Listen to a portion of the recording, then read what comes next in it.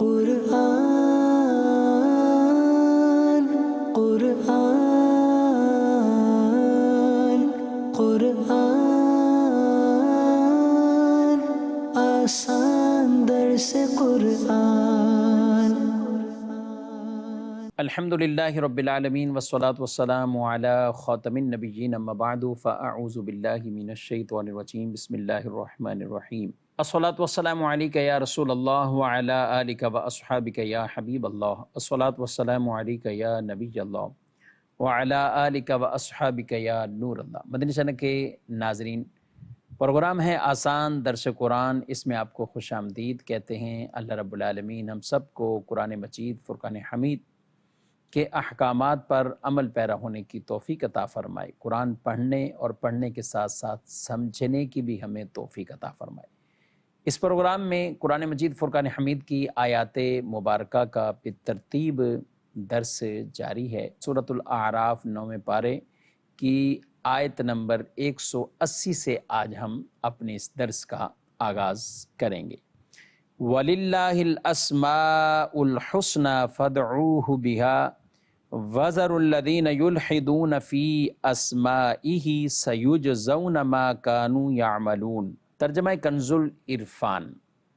اور بہت اچھے نام اللہ ہی کے ہیں، تو اسے ان ناموں سے پکارو اور ان لوگوں کو چھوڑ دو جو اس کے ناموں میں حق سے دور ہوتے ہیں، ان قریب انہیں ان کے اعمال کا بدلہ دیا جائے گا۔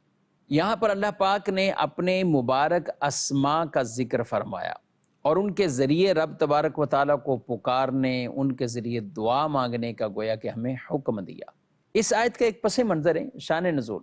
ابو جہل نے مسلمانوں پر یہ اعتراض کیا، کہا کہ محمد صلی اللہ علیہ وسلم اور ان کے اصحاب وہ تو یہ کہتے ہیں کہ ہمارا پروردگار ایک ہے، خدا معبود ایک ہے، لیکن اس کے باوجود وہ اللہ بھی پکارتے ہیں، رحمان بھی پکارتے ہیں، رحیم بھی پکارتے ہیں۔ یعنی نبی پاک صلی اللہ علیہ وسلم جب اللہ کو اللہ کے مبارک اسماء کے ذریعے پکارتے ہیں تو وہ سمجھتے کہ یہ 1 2 3 یعنی ان کے متعدد خدا ہیں ان کے بھی۔ تو اس کے رد میں یہ آیت مبارکہ نازل ہوئی کہ اللہ رب العالمین خدا معبود ایک ہے، وہ الہ ہے، وہ ایک ہے، لیکن اللہ کے نام زیادہ ہیں۔ ویسے تو شارحین نے یہ بیان کیا کہ ان کی کوئی گنتی نہیں ہے، اللہ پاک کے نام وہ بے شمار ہیں، لیکن جو شمار کیے گئے، جو بیان کیے گئے وہ مختلف روایات کی روشنی میں۔ ایک روایت میں 99 نام، 100 میں سے ایک کم، اور ان کے بارے میں فرمایا کہ جو اللہ کے 99 نام یاد کر لیتا ہے وہ جنت میں داخل ہوگا۔ سبحان اللہ، بخشش کا ایک ذریعہ ہے اللہ کے مبارک ناموں کو یاد کر لینا۔ یہ کوئی حصر نہیں بیان کیا کہ اس کے علاوہ نام نہیں، وہ 99 ناموں کی فضیلت بیان کر دی گئی کہ نام 99 ہیں، جو اسے یاد کر لے وہ جنت میں داخل ہوگا۔ اور ایک اور روایت ہے اللہ تعالیٰ کے 99 نام ہیں جو ان کے ذریعے دعا مانگے تو اس کی دعا کو قبول کر لیا جائے گا۔ اللہ کے مبارک نام عام طور پہ قرآن مجید کی آپ جلد میں پہلے شروع میں ہی آپ مبارک نام دیکھتے ہیں، کوشش کریں یہ ناموں کو یاد کر لیں۔ خوبصورت انداز میں مختلف لوگوں نے، افراد نے ان ناموں کو ریکارڈ بھی کروایا ہوتا ہے۔ اگر مبارک ناموں کا ورد سن کر، ایسی ریکارڈنگ سن کر آدمی ان کو یاد کر لیتا ہے تو پڑھنے میں بھی آئیں گے، یاد کرنے میں بھی آسانی ہو جاتی ہے۔ اپنے بچوں کو بھی یہ مبارک نام یاد کروائیں اور اس کے ذریعے دعا مانگے تو انشاءاللہ وہ دعائیں بھی قبول ہوں گی۔ اور یہ جو ارشاد فرمایا وَذَرُوا الَّذِينَ يُلْحِدُونَ فِي أَسْمَائِهِ، ان کو چھوڑ دیں کہ جو اللہ کے اسماء کے بارے میں حق سے دور ہیں۔ اس سے مراد کیا؟ اس سے ایک تو یہ ہے کہ جو لوگ اس وقت کے زمانے میں مشرکین اللہ کے جو مبارک نام تھے انہی کو کچھ بگاڑ کر معاذ اللہ پکارنا، یا انہی الفاظ کو کچھ تبدیل کر کے مشرکین نے بتوں کے نام مختلف رکھ دیے، اس طور پر نہ اللہ کے ناموں کو استعمال کرنا، یا ایسے نام کہ جو اللہ کے لیے شایان شان نہیں ہے ان کو اللہ کا نام رکھ لینا، وہ پکارنا، اور یہ بھی کہا گیا ہے کہ جو اللہ کی ذات کے ساتھ خاص ہے وہ مخلوق پر غیر اللہ پر اس کا اطلاق کرنا، جیسے رحمان، یہ اللہ کا مبارک صفاتی نام ہے، لیکن اس کو غیر اللہ پر یعنی عام لوگوں پر رحمان رحمان اس کا نام رکھ دینا یہ جائز نہیں ہے۔ نام رکھیں تو عبد الرحمن رکھے، رحمان نام نہ رکھیں۔ عبد الخالق نام ہے، خالق، عبد القدیر نام ہے، قدیر، یہ پکارتے، یہ جائز نہیں۔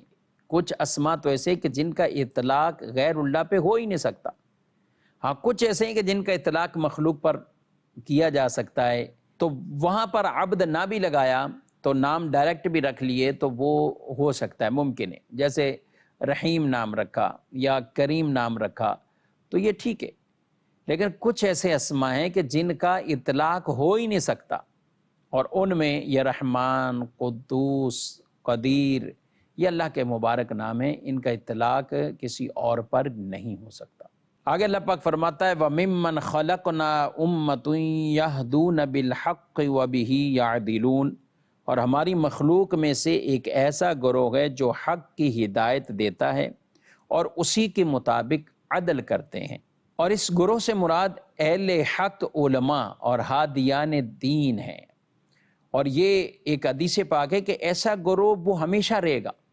فرمایا نبی کریم علیہ السلام نے کہ میری امت کا ایک گروہ تا قیامت دین حق پر قائم رہے گا، اس کو کسی کی عداوت اور مخالفت ضرر نہیں پہنچا سکتی۔ یہ ہمیشہ اجماع بھی حجت کہ ایک ایسا گروہ رہے گا تا صبح قیامت، تا قیامت وہ رہے گا کہ وہ حق پر ہی رہے گا، کوئی اور کسی کی مخالفت یا کچھ بھی انہیں ضرر نہیں پہنچائے گا، یعنی وہ اپنے اسی پر رہیں گے، اور یہ اللہ پاک نے یہاں پر بیان فرمایا ہے۔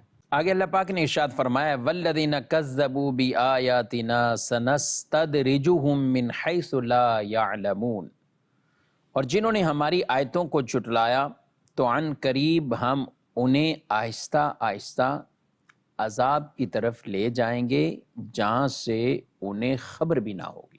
اللہ پاک فرماتا ہے جنہوں نے ہماری آیتوں کو جھٹلایا انہیں آہستہ آہستہ عذاب کی طرف لے جائیں گے۔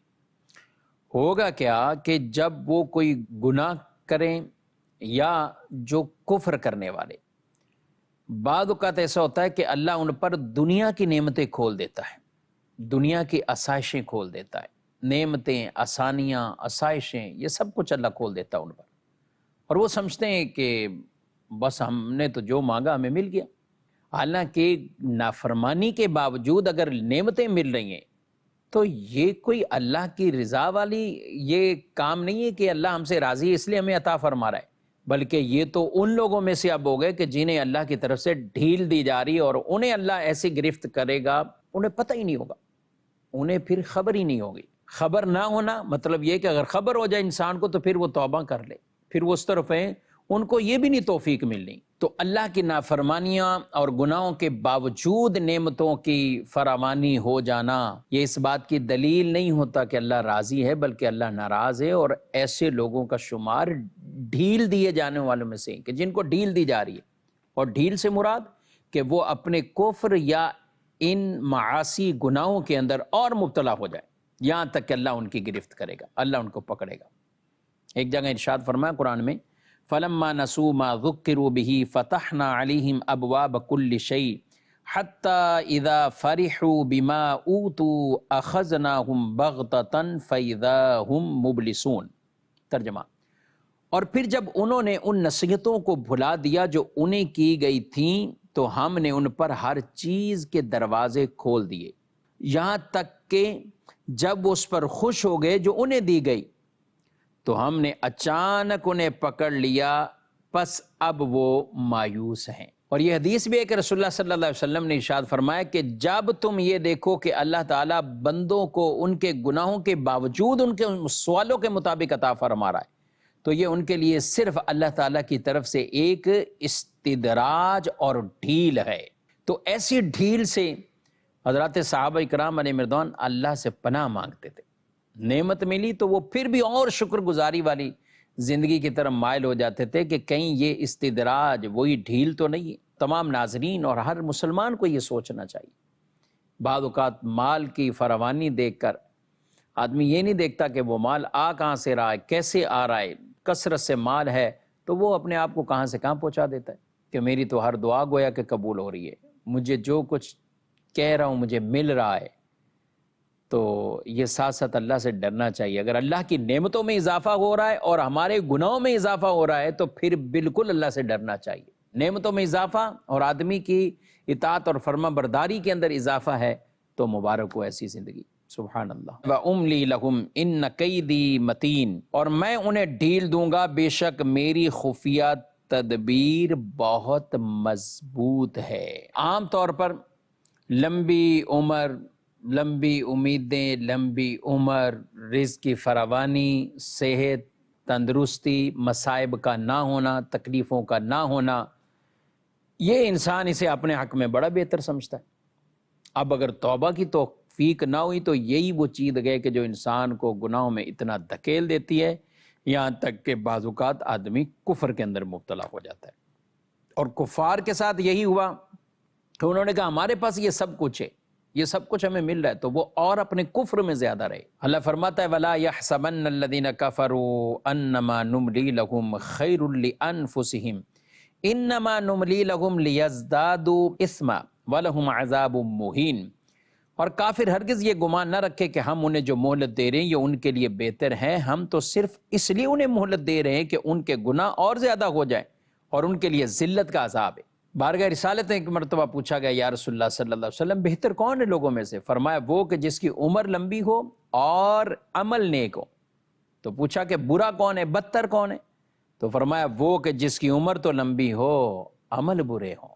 تو اس لیے بظاہر عمر کا لمبا ہونا، مال زیادہ مل جانا، نعمتوں کی فراوانی ہو جانا، تو یہ دلیل اس چیز کی نہیں ہے کہ اللہ ہم سے راضی اور ہمیں دے رہا ہے۔ اگر گناہ بڑھ رہے ہیں اور معاذ اللہ کوئی کفر میں اور اس کے کفر میں اضافہ ہوتا جا رہا ہے، یعنی اسی میں ہی چلتا جا رہا ہے، تو یہ تو اللہ کی طرف سے ایک ڈھیل ہے۔ پھر اچانک اللہ کی طرف سے گرفت ایسی آئے گی کہ آدمی کو خبر بھی نہیں ہوگی۔ آگے فرمایا اولم یتفکروا ما بصاحبہم من جنہ ان هو الا نذیر مبین، کیا وہ غور و فکر نہیں کرتے کہ ان کے صاحب کے ساتھ جنون کا کوئی تعلق نہیں، وہ تو صاف ڈر سنانے والے ہیں۔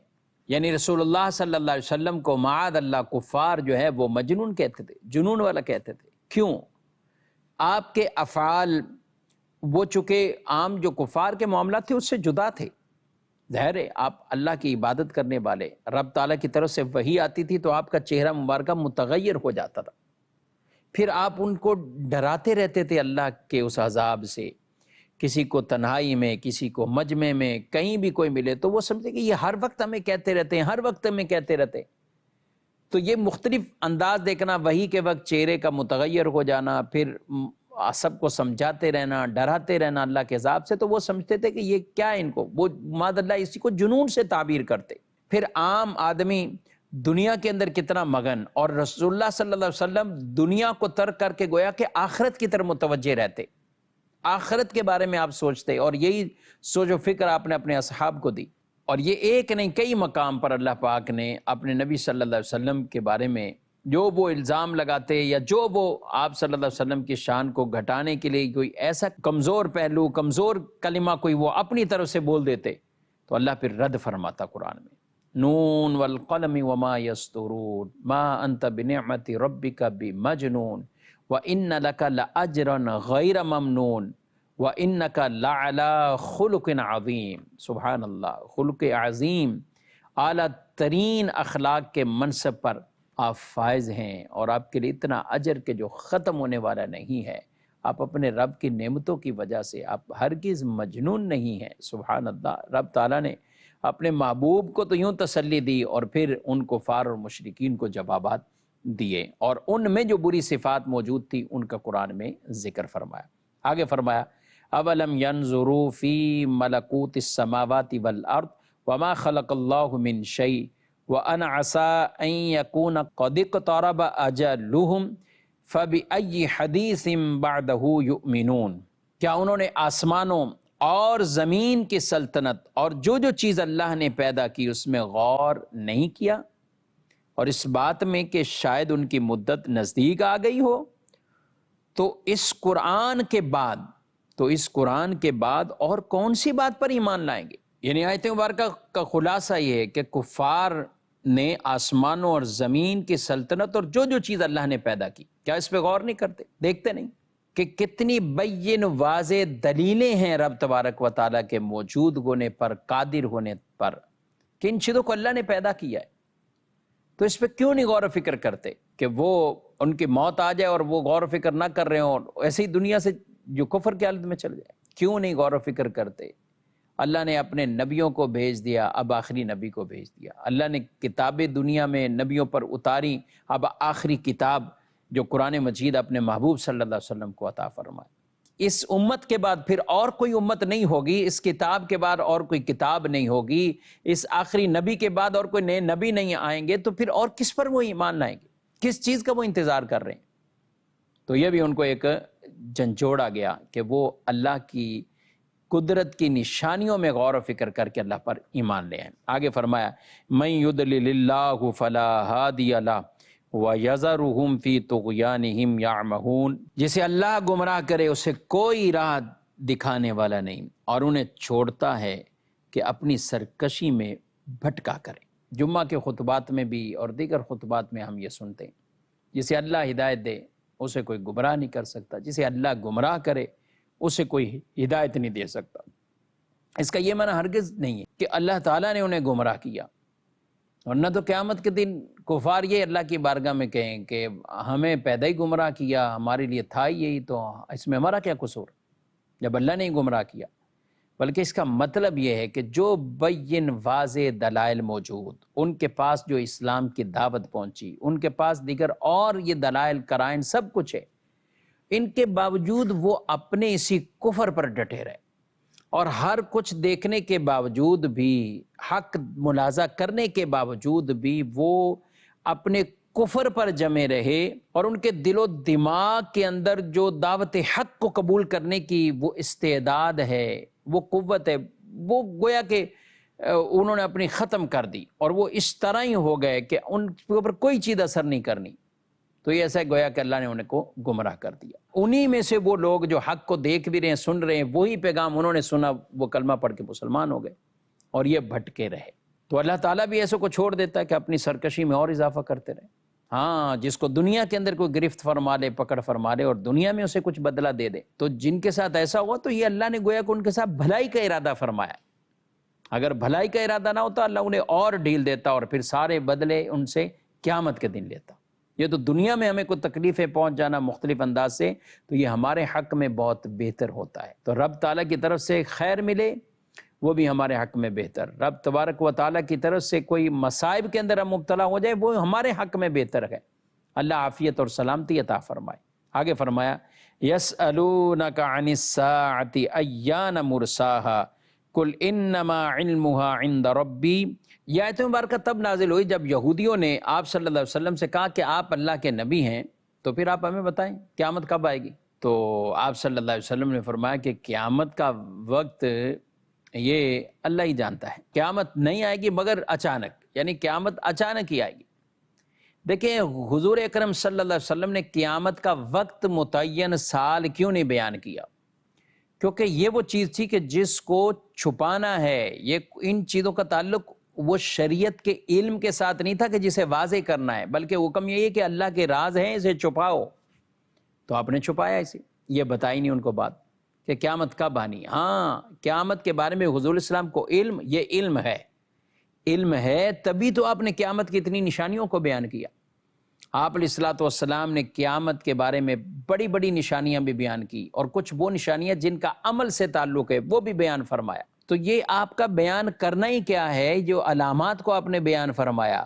اچھا، پھر دن بھی بیان فرمایا، جمعے کا ہوگا، مہینہ بھی بیان کیا، محرم ہوگا، تاریخ بیان کی 10 محرم، لیکن یہ نہیں بیان کیا کس سال ہوگی، کیونکہ سال بھی بیان ہو جاتا، سن اگر بیان کر دیا جاتا تو پھر تو لوگوں میں غفلت عام ہو جاتی۔ تو ہمیں یہ کہا گیا کہ اچانک آنی قیامت، تاکہ ہر دور کے لوگ اس خوف میں رہیں اور عمل کی طرف، نیک صالح عمل کی طرف بڑھتے رہیں۔ تو آج رسول اللہ صلی اللہ علیہ وسلم کی تعلیم ہمارے پاس موجود ہے۔ آپ ذرا غور کریں، 1400 سے زائد سال گزر چکے ہیں، اس زمانے میں بھی صحابہ کرام علیہ رضوان کو جب آپ قیامت کے اور قیامت کے احوال کے حوالے سے خوف دلاتے اور بتاتے تو اس ہمیں کتنے واقعات ایسے موجود قیامت کے خوف سے. اور قرآن پاک میں اب دیکھیں قیامت قائم ہونے پر کتنے قرآن میں دلائل موجود ہیں. بلکہ اگر کہیں کہ مکی زندگی رسول اللہ صلی اللہ علیہ وسلم کی بکثرت جو دلائل دیے وہ قیامت قائم ہونے پر دیے. اللہ کی وحدانیت، نبی کی رسالت کے بعد جو سب سے زیادہ قیامت کے قائم ہونے پر، قبروں سے اٹھائے جانے پر، یہ اللہ کے نبی صلی اللہ علیہ وسلم نے یہ درس دیے ہیں. اور یہ قرآن میں ایسی آیتوں کو بھی اللہ نے بیان فرمایا ہے. تو قیامت کا علم حضور اسلام کو ہے، تبھی آپ نے مہینہ، دن، یہ ساری چیزیں بیان کی. قیامت کے وقوع سے پہلے نشانیوں کو بیان کر دیا گیا، بڑی بڑی نشانیاں بھی وہ بھی بیان فرمائی ہیں. اور کچھ ایسی نشانیاں جن کا تعلق عمل سے ہے کہ امت جو ہے وہ بے عملی کی طرف آ جائے گی، وہ بھی قیامت کی نشانیوں کو بیان فرمایا. ہاں، سال آپ نے نہیں بیان کیا، اس کی وجہ حکمت یہی ہے کہ آپ صلی اللہ علیہ وسلم نے اس لیے کہ تاکہ لوگ غفلت میں نہ پڑ جائیں. علم اللہ کے پاس ہے، حقیقی طور پر اللہ ہی علم یہ رکھتا ہے، اور اللہ کے بتانے سے اللہ کے پیارے نبی صلی اللہ علیہ وسلم جتنا اللہ نے آپ کو عطا فرمایا. اس کے بعد والی آیت مبارکہ بھی علم غیب سے متعلق انشاءاللہ اس پر بھی درس سنیں گے. لیکن آج کے پروگرام کا وقت اپنے اختتام کو پہنچا. انشاءاللہ آئندہ پروگرام کے اندر 188 نمبر آیت مبارکہ سے اپنے درس کا آغاز کریں گے. اللہ پاک ہمیں قرآن مجید فرقان حمید پڑھنے، سمجھنے اور اس پر عمل پیرا ہونے کی توفیق عطا فرمائے. آمین بجاہ النبی الامین صلی اللہ علیہ وسلم.